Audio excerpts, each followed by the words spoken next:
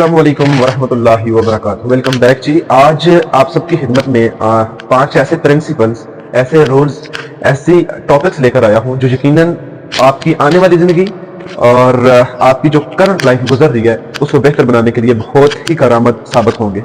तो चलें time waste किए बगैर वीडियो को स्टार्ट करते हैं। अक्सर लोग मुझसे पूछते हैं कि आगे बढ़ने के लिए हमें क्या कुछ सीखना चाहिए, क्या कुछ जरूरी है, किन बातों को अपनाना चाहिए। तो नंबर 1, इग्नोर करना।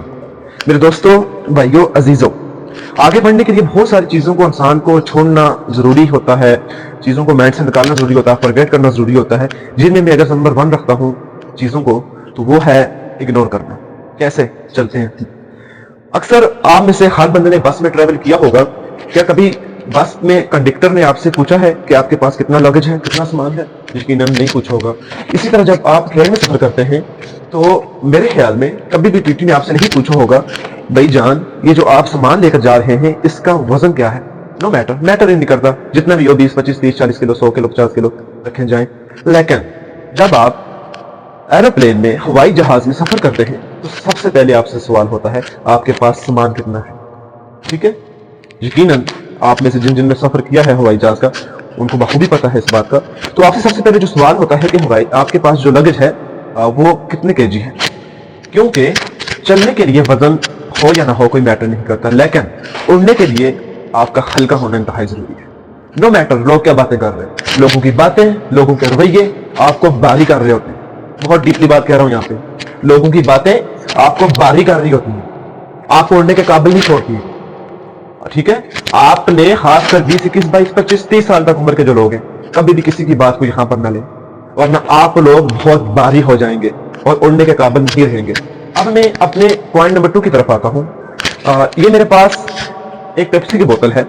ठीक है, इसको आप जितना मर्जी है मारें, कूटें, जो मर्जी करें, हिलाएं, जो मर्जी करें। ठीक है, सबने यूज की होगी, सबको इसका आइडिया भी है। जितना मर्जी इसको हिलाएं, जो मर्जी करें, लेकिन जब इसको खोलेंगे ना हम इसका ढक्कन, तो क्या होगा, इसकी सारी हवा निकल जाएगी।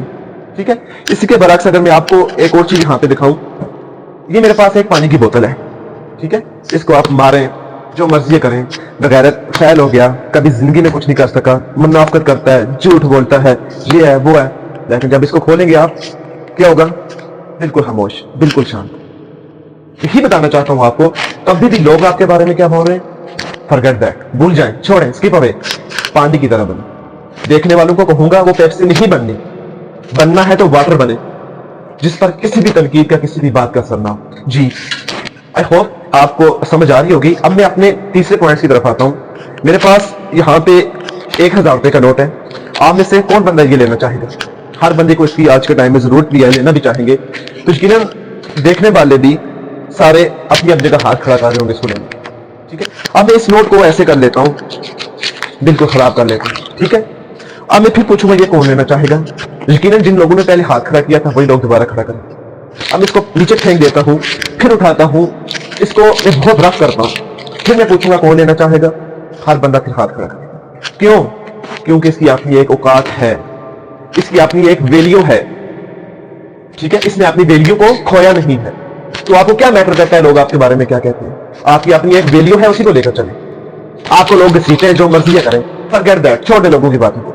इस नोट की तरह बने, जिसको जितना मर्जी घसीटें, इसकी वैल्यू कम नहीं होती। That was my third.